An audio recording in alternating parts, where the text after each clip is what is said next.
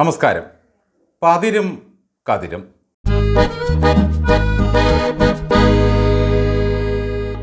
ഒരിക്കൽ പണ്ഡിതനായ ഒരാൾ മുട്ടൂസ് നമ്പൂതിരിയുടെ പാഠകം കേൾക്കാനെത്തി. അയാളെ കണ്ട നമ്പൂതിരി കടപട കടപട എന്ന് തുടങ്ങുന്ന അർത്ഥമില്ലാത്ത കുറേ വരികൾ ശ്ലോകം പോലെ ചൊല്ലി.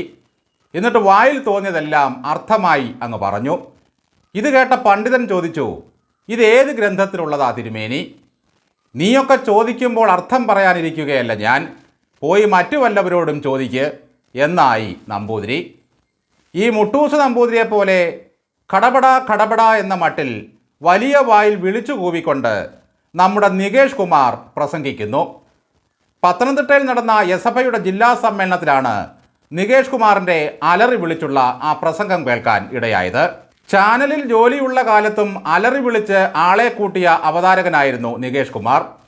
മാപ്ര ഉദ്യോഗം കഴിഞ്ഞ് CPMൻ്റെ ക്ഷണിതാവായി വന്നപ്പോഴും അലറി വിളിക്കൽ അവസാനിക്കുന്നില്ല.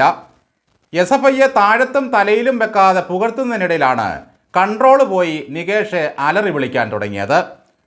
പ്രകൃതിക്ഷോഭമുണ്ടാകുമ്പോൾ കേരളത്തെ സംരക്ഷിക്കേണ്ട ബാധ്യത കേന്ദ്രത്തിനുണ്ടെന്നും വയനാട് കേരളത്തിൻ്റെ മാത്രം ഭാഗമല്ല, ഇന്ത്യയുടെ ഭാഗമാണെന്നും അദ്ദേഹം എസ്.എഫ്.ഐയെ ഉദ്ബോധിപ്പിക്കുന്നു.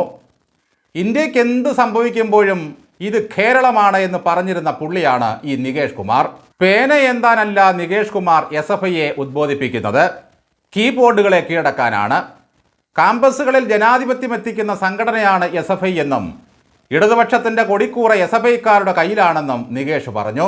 ആ കൊടിക്കൂറ കയ്യിലിരിക്കുന്നത് കൊണ്ടാണ് എസ്.എഫ്.ഐ ഇത്രമാത്രം വേട്ടയാടപ്പെടുന്നത് എന്നാണ് നികേഷ് പറയുന്നത്. എസ്.എഫ്.ഐ വേട്ടയാടപ്പെടുന്നെങ്കിൽ അതിൻ്റെ കാരണം കൊടിക്കൂറയല്ല നികേഷേ, കൊള്ളരുതായ്മയാണ്.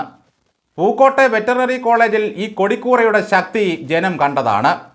ഒരു ചെറുപ്പക്കാരനെ ദിവസങ്ങളോളം വിചാരണ ചെയ്തും വേട്ടയാടിയും തിന്നവന്മാരുടെ സംഘടനാ പ്രവർത്തനത്തെപ്പറ്റി ഒന്നും അധികം പറയാതിരിക്കുന്നതാണ് നിങ്ങൾക്ക് നല്ലത്. കഴിഞ്ഞ തെരഞ്ഞെടുപ്പിൽ മോദിയുടെ ഏകാധിപത്യത്തിൻ്റെ ചിറകരിഞ്ഞത് ഇടതു സംഘടനകളാണെന്നും നികേഷ് പറയുന്നു. ഇന്ത്യക്ക് സ്വാതന്ത്ര്യം നേടിത്തന്നത് CPM ആണെന്ന് പറഞ്ഞ കോടിയേരി പോലും നമുക്കൊരു അത്ഭുതമായിരുന്നില്ല. പിന്നല്ലേ ഈ പറഞ്ഞ നികേഷ്? ഇന്ത്യയിൽ ഇടതുപക്ഷം പൂത്തു തളിർത്ത് കായ്കൾ ഞാത്തിയിട്ട് അങ്ങനെ നിൽക്കുകയാണല്ലോ. നികേഷ് പണ്ടേ യുക്തിയും ബുദ്ധിയുമില്ലാതെ പ്രവർത്തിക്കുന്ന ഒരാളാണ്. ഒരാവേശം മൂത്ത് അഴീക്കോട്ടെ കിണറ്റിലിറങ്ങിയത് മുതൽ ക്ലിഫ് ഹൗസിൽ നീന്തൽക്കുളമേ ഇല്ല എന്ന് പറഞ്ഞതുവരെയുള്ള എത്രയെത്ര വിവരദോഷങ്ങൾ അദ്ദേഹത്തിൻ്റെതായി ഉണ്ട്. നവീകരണത്തിനായി ലക്ഷങ്ങൾ പൊടിച്ച ചാണകക്കുഴിയും ക്ലിഫ് ഹൗസിലെ നീന്തൽക്കുളവും തമ്മിൽ നികേഷിന് ചിലപ്പോൾ മാറിപ്പോയതാകുമോ? എന്തായാലും ഒരു കാര്യത്തിൽ ഈ നികേഷ് കുമാറിനെ അംഗീകരിക്കണം. അന്തം കമ്മിയായ ഒരാൾ ഒരു ലെവലൊക്കെ കഴിഞ്ഞാൽ പിന്നെ മാധ്യമപ്രവർത്തനം അവസാനിപ്പിക്കുന്നതാണ് ഏറ്റവും നല്ലത്. പ്രധാനമന്ത്രി വയനാട്ടിലെത്തിയതും 1.5 മണിക്കൂറോളം ക്യാമ്പുകളിലും ദുരിതമുഖത്തും ചെലവഴിച്ചതും പുനരധിവാസത്തിൽ ആശങ്ക വേണ്ടെന്ന് പറഞ്ഞതുമൊന്നും ഈ നികേഷ് അറിഞ്ഞ മട്ടല്ല.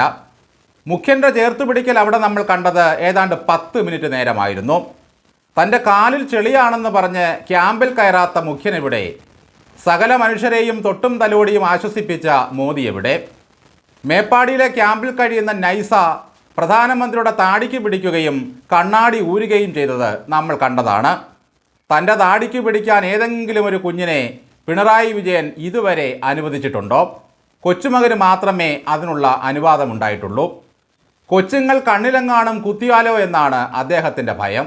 എന്തായാലും തുടർച്ചയായുള്ള ഈ പ്രസംഗം കൊണ്ട് എസ്.എഫ്.ഐക്കാരെ നന്നാക്കിയെടുക്കാൻ നികേഷിന് കഴിഞ്ഞാൽ വളരെ ഭാഗ്യം. എസ്.എഫ്.ഐക്കാരോട് കീബോർഡ് കയ്യിലെടുക്കാൻ ആഹ്വാനം നടത്തിയ നികേഷ് ചെടിച്ചട്ടി താഴെ വയ്ക്കാൻ DYFIക്കാരോടും ഒന്ന് പറയണം. പ്രസംഗവേദിയിലെ നികേഷിൻ്റെ അലർച്ച കേൾക്കുന്ന CPM എന്തായാലും അടുത്ത തെരഞ്ഞെടുപ്പിൽ നികേഷിന് ഏതെങ്കിലും പൊട്ടക്കിണറ്റിലിറങ്ങാൻ ഒരവസരം നൽകാതിരിക്കില്ല.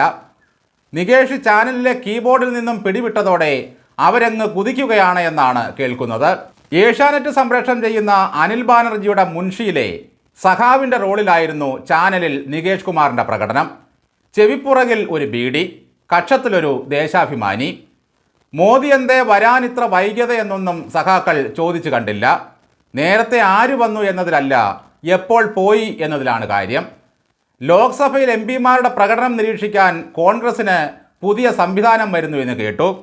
അതുപോലെ നികേഷിൻ്റെ പുറത്തെ പ്രകടനങ്ങൾ പാർട്ടി സസൂക്ഷ്മം വിലയിരുത്തുന്നുണ്ട്. ഖടപട ഖടപട എന്ന തള്ളൽ നിർത്തി മനുഷ്യന് മനസ്സിലാകുന്ന ഭാഷയിൽ ഗോവിന്ദൻ മാഷിനെ മാതൃകയാക്കി അലർച്ച ഒട്ടുമില്ലാതെ സംസാരിക്കുന്നതായിരിക്കും ഏറ്റവും നല്ലത്. ഈ അലർച്ച ഭാഷണങ്ങൾ കേട്ട് മുഴുത്തു വരുന്ന എസ്.എഫ്.ഐക്കാർ പിള്ളാർ മര്യാദയ്ക്ക് സംസാരിക്കണമെന്ന് നമ്മൾ ആഗ്രഹിക്കുന്നത് തന്നെ തെറ്റല്ലേ?